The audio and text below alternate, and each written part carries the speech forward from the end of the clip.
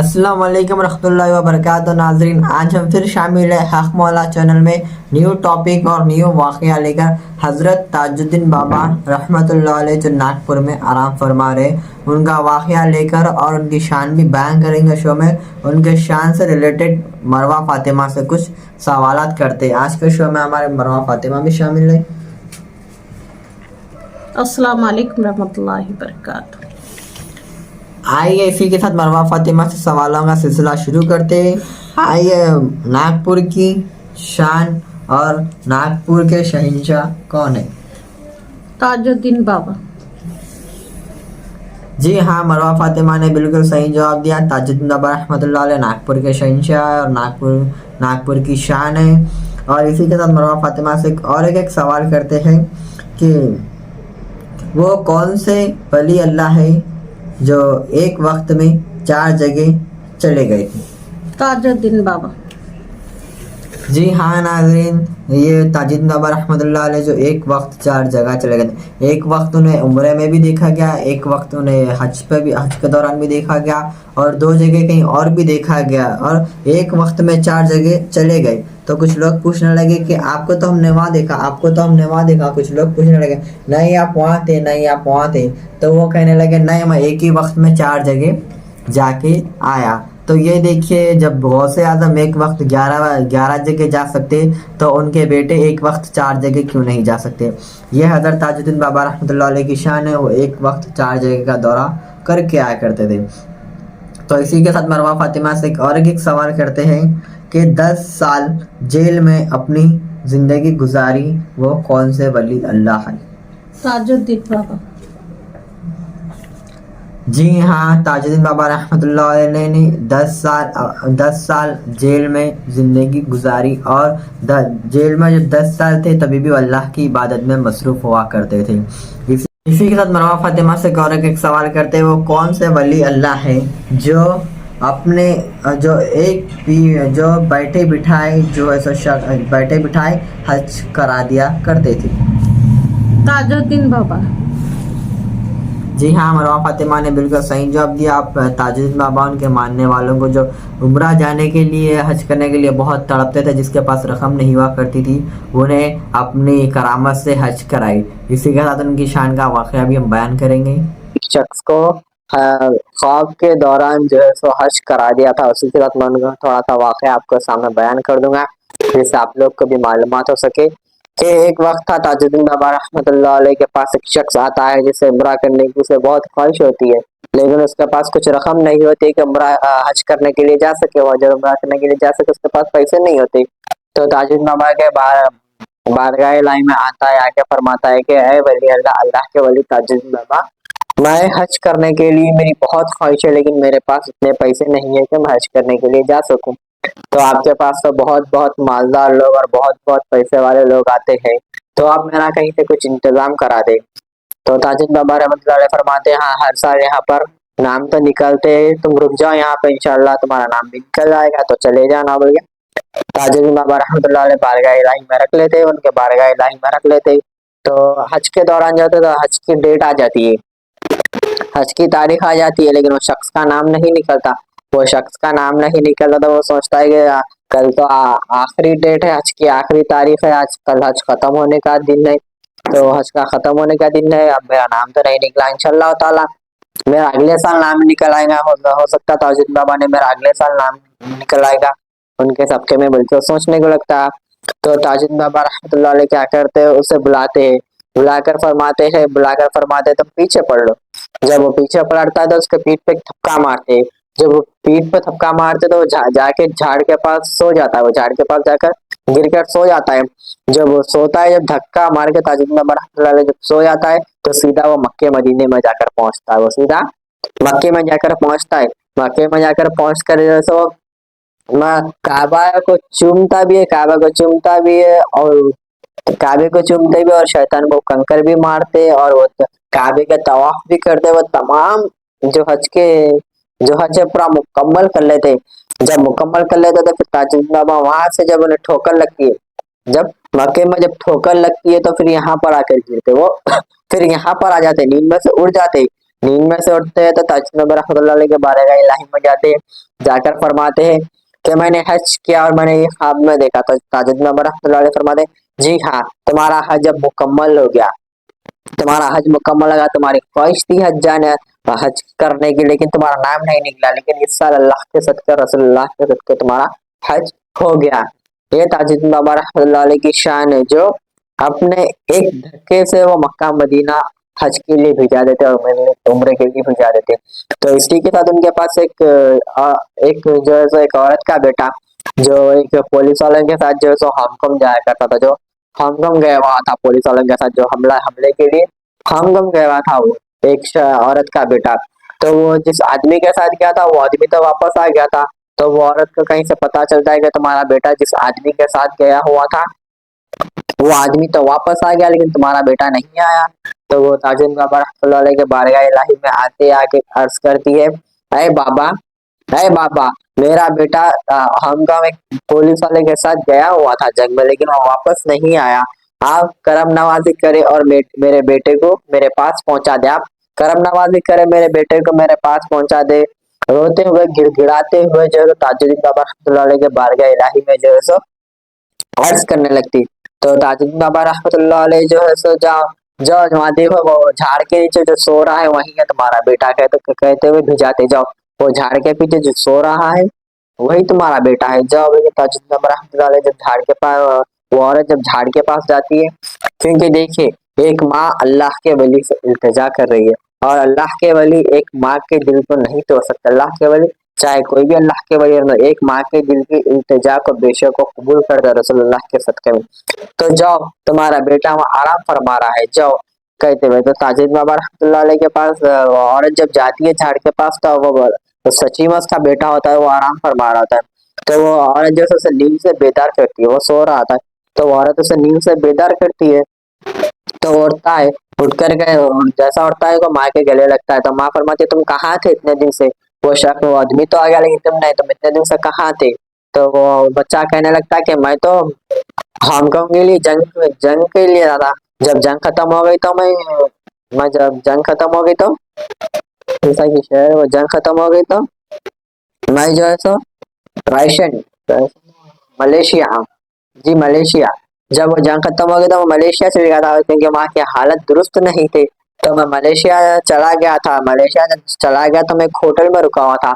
Hotel में रुका हुआ था, मैं जैसे खाना खा रहा था, मैं वहां पर खाना खा रहा था, तो एक वहां पे एक अल्लाह के वली एक बुजुर्ग आए। पता नहीं वो बहुत नूरानी बुजुर्ग पहुंचे हुए और बुजुर्ग थे, वो आए, वो मेरे पास आए और आकर फरमाने लगे कि तुम्हारी वहां तड़प तड़प के रो रही है और तुम यहाँ अय्याशी कर रहे हो। तुम्हारी माँ वहां तड़प तड़प के रो रही है तुम्हारे लिए, तुम यहाँ अय्याशी कर रहे हो। चलो, तुम्हारी माँ बहुत रो रही है वहां पे, कहने लगे। तो मैं तो कहने लगा कि वो सफर तो इतनी दूर का है, मैं इतनी जल्दी कैसे पहुंच सकता हूँ वहां पे? सफर तो इतनी दूर का है, मैं इतना जल्दी कैसे पहुंच सकता हूँ? और मेरा दिल तड़प उठा कि मेरी माँ रो रही है। जैसे ही मैंने सुना, तो वो मेरे पीठ पे धक्का मारे। जैसे ही धक्का मारे तो बेहोश हो गया। जैसे ही धक्का मारे बेहोश हो गया, तो अब आंख खुली तो मैं यहाँ पर हूँ। जब वो मुझे पीठ पे धक्का मारे, जब मैं मलेशिया में था, अब जब होश में आया तो मैं आपके पास हूँ। और वो बुजुर्ग बहुत पहुंचे हुए बुजुर्ग थे और नूरानी बुजुर्ग थे, पता नहीं वो कौन है। तो माँ कहती है वो बुजुर्ग और कोई नहीं है, चलो मैं बताती हूँ तुम्हें वो कौन से बुजुर्ग थे। तो वो जब बच्चे को लेके जाती है ताजुद्दीन बाबा रहमतुल्लाह अलैह के बारगाह में, तो बच्चा चीख मार उठता है। वो बच्चा चीख मार कर कहने लगता है कि यही तो वो बुजुर्ग थे जो मेरे पास अभी अभी थोड़ी देर पहले आकर फरमाने लगे कि ये तुम्हारी माँ रो रही है, तुम चलो। अभी अभी तो आप वहां थे, अभी अभी इतनी जल्दी यहाँ कैसे आ गए? तो वो माँ कहने लगती है कि ये अल्लाह के वली है, ये कभी भी कहीं भी जा सकते हैं। अपनी माँ जो उनके बारगाह इलाही में आके इल्तिजा करता है, वो किसी को इल्तिजा को रद्द नहीं करते। रसूलुल्लाह सल्लल्लाहु ताला अलैहि वसल्लम के सदक़े हर किसी की मुश्किलात और हर किसी की परेशानी को दूर करते, ये अल्लाह के वली हुआ करते। इसी के साथ अकरम शेख से कुछ शान सुनते हैं ताजुद्दीन बाबा रहमतुल्लाह अलैह के। आप बताइए। ताज बाबा, ताजुल औलिया। ताज बाबा की शान बहुत बड़ी है और ताजुल वरा भी कहा जाता है, ताजुल औलिया भी कहा जाता है। ताज बाबा का पूरा नागपुर में हुकूमत है, सब जने नागपुर में हुकूमत है, सब जने जितने भी है दूर दूर से उनके दरबार में तशरीफ लाते हैं हर बेशक। जगह। नागपुर का पूरा शहंशाह है जो भी है। और जहाँ जहाँ से जहाँ तक जाती है बात, वहाँ वहाँ पर एक ही नारा सुनने में आता है, ताजुल वरा ताजुल वरा। जी। तो ताज बाबा की शान तो बहुत निराली है हर जगह। जहाँ भी देखो फोटो, छोटे से छोटे घर में हो या छोटी से छोटी दुकान में हो या छोटा से छोटा मकान में हो, हर जगह उनकी फोटो है। और मज़ार शरीफ के फोटो वगैरह है, बेशक। और दरबार के भी फोटो हैं। तो जहाँ पर ताज बाबा की बात होती है, वहाँ पर उनके जाने माने अम्मा जान, मरियम बीबी अम्मा जान के भी बारे में बात होती है। क्योंकि ताजुल वरा ने खुद कहा है कि ताज बाबा ने कि मेरे दरबार में आने से पहले तुम मरियम अम्मा जान के पास जाओ, फिर मेरे कने आओ। जब तक हयात थे ताज बाबा, जब तक बोला करते थे ताजुल वरा के दस्तमान, जब भी मेरे दरबार में आओ तो सबसे पहले यहाँ पर हाजिरी दो। ताज बाबा बोला करते थे कि यहाँ पर हाजिरी दियो बीबी अम्मा के पास, यहाँ पर बेशक। मरियम अम्मा जान के पास। अल्लाह सुभान तो मरियम अम्मा जान का बचपने से ही अलग था उनका, तो के इबादत में थे। उनके वालिद और वालदा तालीम दिए, दीन की तालीम दिए। दीन की तालीम देने के बाद में उनसे दीन से इतनी मोहब्बत हो गई, उनको दीन के अलावा कुछ नहीं दिखता था। खाना पीना भी कम रहता था, लेकिन दीन की इबादत ज्यादा किया करती थी। हर वक्त जिक्र इलाही में अल्लाह ताला से कुछ ज्यादा ही वो था, उनको रुजू था बचपने से। तो थोड़े बड़े हो गए तो भी उनकी हालत की थी, सिर्फ और सिर्फ अल्लाह और अल्लाह का जिक्र उनका। तो कहने वाले आजू बाजू वाले जितने भी उनके मकान के घर के थे, जो भी उन्हें देखते थे, ये तो यही कहते थे कि ये आगे चलकर कोई ना कहीं अच्छा साबित होने वाला है, कुछ अच्छी शख्सियत बनने वाली है, बोलकर उनको बोला करते थे। बेशक। तो उनका यही आलम था। लेकिन उनके माँ बाप उनके वक्त या बेवक्त, अब उनका टाइम आ गया था निकाह का, तो माँ बाप ने भी उनका निकाह कर दिया। जी। माँ बाप ने निकाह कर दिए बाद में भी। मरियम अम्मा जान का यही तरीका रहा कि जज्मा सिर्फ और सिर्फ इबादत, ना किसी काम में, ना किसी भी उसमें इनका जहन नहीं था, सिर्फ और सिर्फ अल्लाह के रुजू जहन हुआ करता था। तो जहाँ से शादी थी वो लोग लाकर भेज दिए, छोड़ दिए, माँ बाप लेकर आए। उनका दिल दिमाग नहीं लग रहा है सिवाय अल्लाह ताला के, और कोई नहीं है बोल के ले लेके आगे घर पर आए। फिर घर पर आने के बाद में रहने लगे। फिर उनके बाद में कहीं और सफर करे। फिर उनके भाई अलाउद्दीन, कुतुब अलाउद्दीन के पास वो आए। कुतुब अलाउद्दीन के पास भी उनका यही दिल लगेगा शायद बोलकर आए। तो वहां पर भी यही आलम था कि उन्होंने सिर्फ और सिर्फ पढ़ाई और जिक्र, बस उनका अल्लाह अल्लाह के सिवा जिक्र बस यही चलता था। तो एक दिन एक दरवेश उनके बुजुर्ग, जाने माने बुजुर्ग उनके दहलीज पे आते हैं, आकर कहने लगते हैं मरियम अम्मा जान को देखकर, कहते हैं उनके भाई के सामने कि इनका तो सिलसिला बड़ा है, इनका सिलसिला तो किसी बुजुर्ग से जाके मिलता है जो ताजुल वरा है। तो उस वक्त में ताज बाबा बोलते थे, ताजुद्दीन से मिलता है इनका रुजू, इनका खिताब ताजुल वरा से मिलता है, ताज बाबा से मिलता है। आप तो बोलते हैं ताजुल वरा, जब तो ताज बाबा बोला करते थे ताजुद्दीन, उनसे मिलता है। आपको फौरी उनसे मिलना चाहिए, इनको ले जाकर बोले। तो जैसे कुतुब अलाउद्दीन सुनते हैं ये बात, फौरी रवाना हो जाते हैं ताज बाबा की तरफ। ताज बाबा को तलाश करने लगते हैं जाकर, तो ताज बाबा कहीं नहीं मिलते। उस रोज वो एक जिंदान में रहा करते थे। उस वक्त वो जिंदान में सजा के तौर पर कुछ लोग उनको ऐसा करामातें देखकर भी बोला करते थे पागल वगैरह। अभी ये जिंदान भी एक है वर्ड उसमें, और एक पागल खाना भी एक बोल के है। दोनों में से किताबों में तो पागल खाना भी है और जिंदान भी है, दोनों भी है। अब दोनों में से क्या सच है कि ये तो उनके वक्त में ही पता चल सकता है। तो उस वक्त वो वहां पर थे, जब पता चला कि ताज बाबा यहाँ है, तो वहां पर उनको लेकर गए, मरियम अम्मा जान को लेकर गए।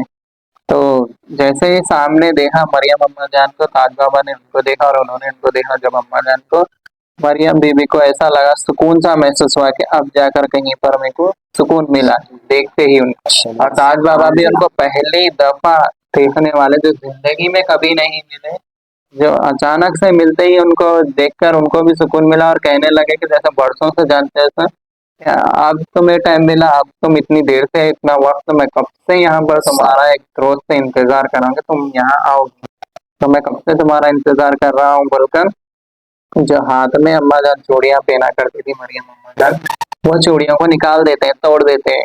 कहते हैं कि तोड़िए के निकाल देकर बोलते हैं तुम यहाँ रोज आओ, यहाँ पर जिंदा।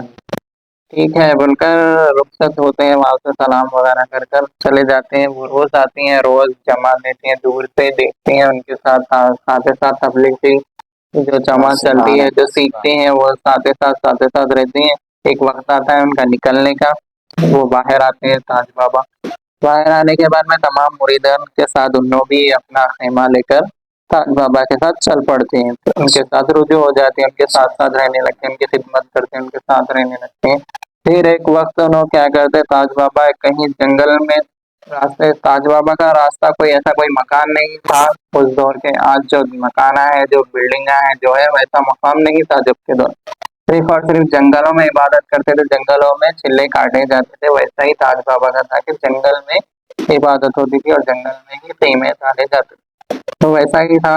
तो एक जंगल में ताज बाबा ने कहा कि जसमा यहाँ पर रुको, तुम यहीं पर इबादत करो, तो चले जाते हैं। तो अम्मा जान वहीं रुकती हैं, वहीं इबादत करती हैं, वहीं रहती हैं।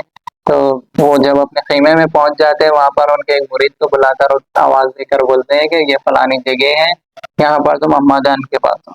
अम्मा जान की खासियत भी है इसमें कि जिसमें अम्मा जान का नाम कुछ और है, मरियम उनके वालदा का नाम है, ताजुद्दीन बाबा के वालदा का नाम है। जब भी उन्होंने देखते हैं उनको, कि उनकी अम्मी की याद आती ताज बाबा को, उनकी अम्मी की वालदा की याद आती, सेम थोड़ी बहुत झलक ऐसा याद आती, तो उनका नाम मरियम रख देते हैं, मरियम अम्मा जान रख देते हैं उनका नाम।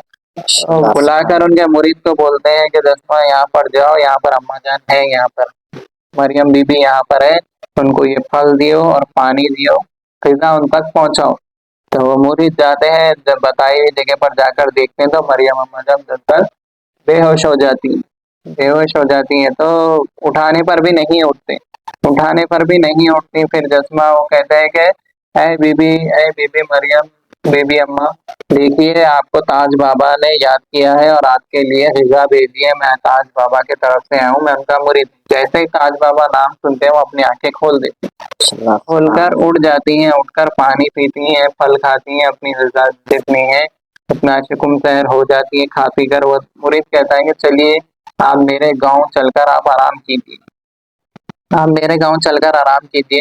उस दौरान बीबी अम्मा इतनी इबादत किया करती थी, उनको खाना खाने के लिए भी याद नहीं आती थी, ना ही उनको गनीमत से भूख लगती थी, और ना ही कभी पानी के लिए।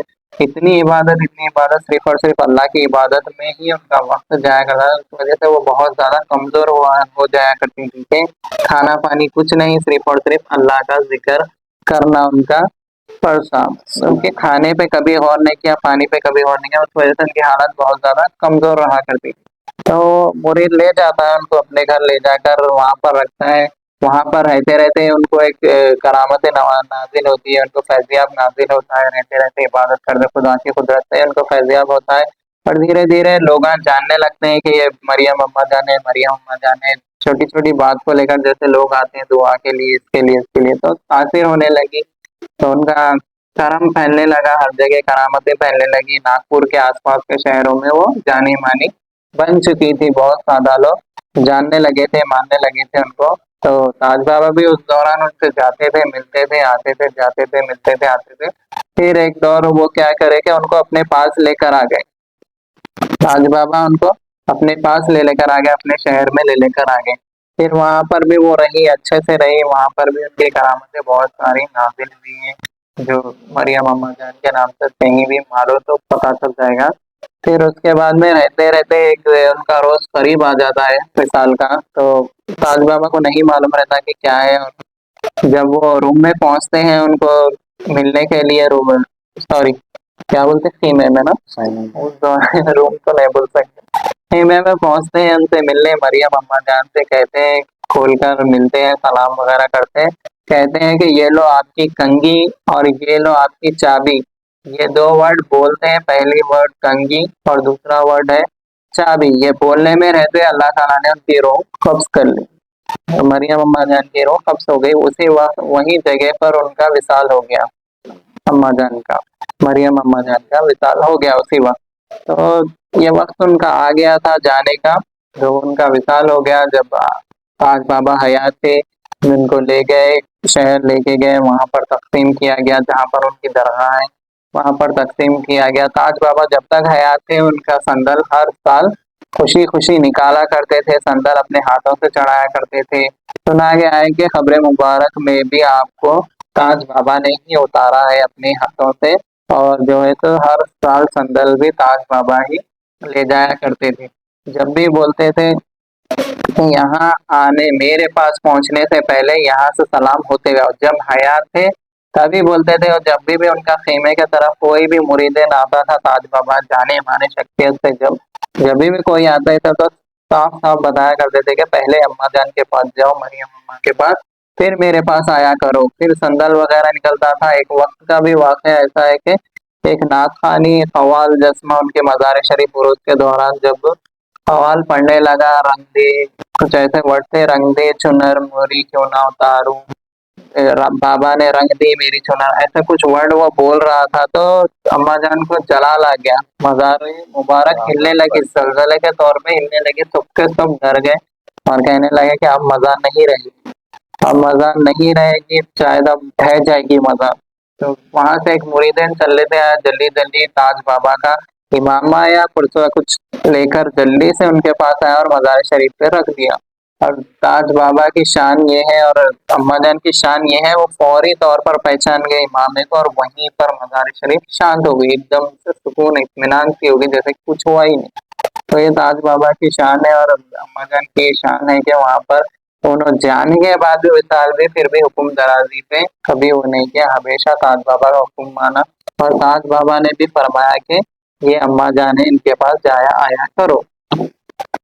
तो देखिए नाज़रीन, ताज बाबा रहमतुल्लाह अलैह की ये शान थी और बीबी मरियम अम्मा जान की भी ये शान थी, देखिए।